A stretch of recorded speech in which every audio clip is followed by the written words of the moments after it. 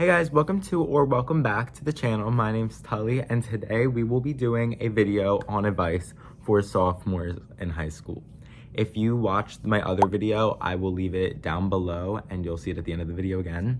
If you want, you can watch advice for freshman year, and if you watch that maybe last year, if you're looking back on this in a year, then watch the sophomore year one because my advice is probably not going to change. Before we get into this, I just want to preface that I am a junior in high school, so I just finished my sophomore year, so I'm really not too far ahead of you guys, but this is from my personal experience and I will be trying to answer the best I can.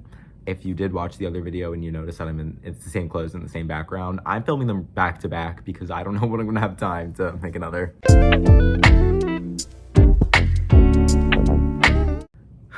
Okay, so the first question is sophomore slump real? If you follow me on TikTok, you'll know I made this video on the first day of school. I'm just gonna play it. So I guess they call it the sophomore slump. Always crying and always drunk. But yeah, sophomore slump is the realest thing ever. Sophomore year was by far my most year in school ever. I had the worst year. I thought my freshman year was bad, but turns out it could only get worse. Yay! And I'm so excited to go into junior year because I'm just gonna get junior slump. Sophomore slump is so real. Like, you're gonna get tired, you're gonna get exhausted. My best advice for this is get into a routine, because I didn't do that. I didn't have a routine. I just woke up whenever right before the bus. I would get ready real quick. I wouldn't plan out my outfits. I would just throw on whatever I could find. I would go to school in a bad mood and I would eat like junk, and I just wasn't happy. I wasn't happy going to school. I wasn't happy going home. Like, I went to work. I was just so miserable all the time, and I could have changed that, but towards the end of the year, I was just like giving up. Like, I just had to finish the school year and start over again. So I'm gonna start fresh this year and build on having routine and structure in my schedule. But if you want to avoid sophomore slump, like, you just need to keep going. Like, you keep pushing, like, have routine, have schedule, have, you know, people that you trust. Like, don't associate yourself or make bad friends. Like, make good choices sophomore year, because this is the year before junior year, which is your most important, and your sophomore year grades count, your freshman year grades count. And if you did bad in freshman year, like, sophomore year can be your redemption year. Get that GPA up while you can, because you'll be running out of time soon. The next question is how hard AP classes are, and advice for like your first AP class. And I took kind of 2 AP classes last year, but really only one. I took AP World, and then that was like my first real AP. And then at my school, we have this option for AP Prep English. So it's just preparing you really for like AP Lang and AP Lit. But for AP like English, it was really not that bad. It was weighted as an honors class, which kind of sucked because I was putting in the AP work, but not getting the AP results. But AP classes are really not that hard if you really lock in. Like, they are going to be the death of you regardless, but if you want to like keep up with it, just do the work, get your workload done. I was horrible in my first AP. Like, I did so bad. I had straight B's, which I'm not mad about, but like, I did like the bare minimum, okay? Like, I wasn't doing anything extra. Like, I would do the extra credit, but like, I was just such a bad student last year.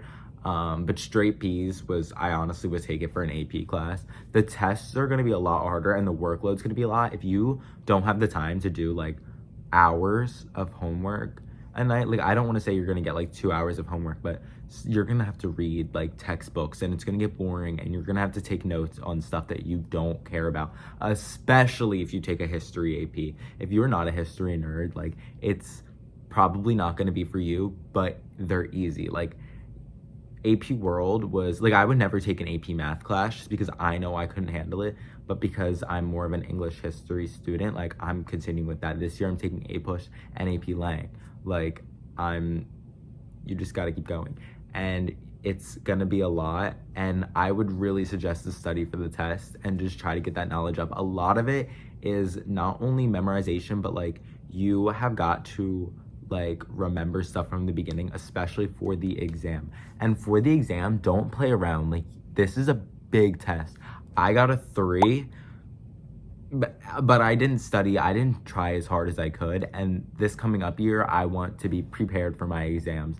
I am taking the SAT this year. I'm going to be taking 2 AP exams. Like, it's going to be a lot, but like, you want to be prepared because colleges can see the score. And because I got a 3, I can get college credit at some colleges for that. But the higher your score, the better you do. And if you're not aware, the AP exam, the scores, they range from 1 to 5. So if you get a 1 or a 2, you failed. Like, it doesn't matter. I mean, you still pass the class at school, but you don't get any credit for it. So, and then between 3 and 5, depending on the school, if you have a 3 or 4, it just really depends on what schools take that. You're more likely to be able to use that for college credit if you have a 4 rather than a 3. But a 3 isn't bad. I mean, I got it. I'm not upset. But 5, you basically, anywhere you can use it that accepts AP credits. So this next question is towards a specific class, which I know a lot of sophomores will be taking. How hard is honors chemistry? Let's talk about honors chemistry. I took honors chem last year as a sophomore, and it was the death of me. I also had a really, like, I don't want to say bad teacher, but her best interest wasn't on how the students would learn. She literally told us that she doesn't care if she's a good or a bad teacher as long as she gets her paycheck. Honors chem, the second semester, or the second quarter, so like the end of the first semester, right before like break, is going to kill you the most. That is going to be the hardest part of the year. If your course is the same as mine, I struggled the most in the second quarter, but as the year goes on, the first quarter is not terrible, and the last, if you guys do quarters, fourth quarter is such a breeze. If your teacher's like mine, we kind of like sped through the year, which was kind of pros and cons. We were done before a lot of people, so we had a lot of time to study for finals. You can study before. Okay, I'll be right back. But anyway, for chem, just surround yourself. I had a great group of friends in chemistry, and we would all work together. And I'm so scared they're knocking on like all the doors. Anyway, chemistry was really hard, but if you surround yourself with a good group of people, you got this. Someone just wanted to say hi, so hello. The next question is homework strategies. I really suggest that you get your homework done at school. If you have a study hall, if you have lunch, if you can go to the library. Like, I personally, because I had study hall and a lunch, I would always go to my lunch, but during study hall, I would lock in and get all my homework done. I totally suggest just lock in during a study hall. If you have time after you're done your stuff for the class you're in, or you have homework for that class and you finish all the work for the day, get the homework done, because you're not gonna be wanting to do that at home, especially if you're working. If you wanna spend time with your friends, like, you could do all that and still get your work done. I promise you it's possible. I took 2 APs, I took 2 honors classes, I had Spanish, and then just another elective, and I would get all my stuff done every day, mostly on time too. Try to be on time. Being late does not give you a good rep, and you're gonna wanna try to be on time at all times. Stay on time, stay on top of your stuff.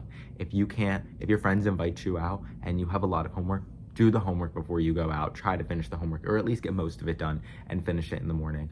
And you wanna get this all done before you go to sleep. Also, to add, have a good sleep schedule, okay? No one like said anything about this, but for advice, have a good sleep schedule. I would go to bed 10:30, 11 at the latest, at the absolute latest 11. Then I'd wake up at 6. You wanna have a good go to sleep, wake up. I understand you're gonna wanna play on your phone. I understand you're gonna wanna binge scroll, doom scroll, whatever. No. You're gonna go to bed and you're gonna wake up on time, because you need this to be the best academic year. You have your weekends. If you don't want to, don't spend your weekends studying, because I didn't. But if you want to, do it, because this is gonna be the year you wanna really lock in before it's serious. You wanna have a good routine before everything happens. Just remember that in the back of your head, because this matters. If you want to go to college, if you want to go to school after high school, if you want to do something with your life, like, get good grades in high school. I know this really doesn't matter, and if it's not for you, if school's not for you and you don't plan on going to college, then don't stress too much. It's just school. Take less classes. Don't take a class that's way too much for you if you really don't think you can handle it. If you can get a B in an AP class rather than an A in an honors, take the AP. But if you're gonna take an AP class and you're getting D's compared to an honors class where you're getting A's, why do that? Like, why ruin your GPA because you wanted to take a harder class? Like, if you can't do it, don't. And no one's gonna judge you for it because you should know what you can handle. And if you don't, then take the harder class. But if you can't, and if it becomes too much, like 2 weeks into the school year, you realize this isn't for me, drop down, because even if it seems embarrassing, like, you would rather to get better grades in a lesser class than horrible grades in a good class. And eventually it's going to be too late to switch, so do it while you can. Also, to add on to what I was saying before, if you want to take an honors class and you don't know what to take an honors English class. It is the easiest one by far. Everyone's going to take an honors English class because English is the easiest to pass.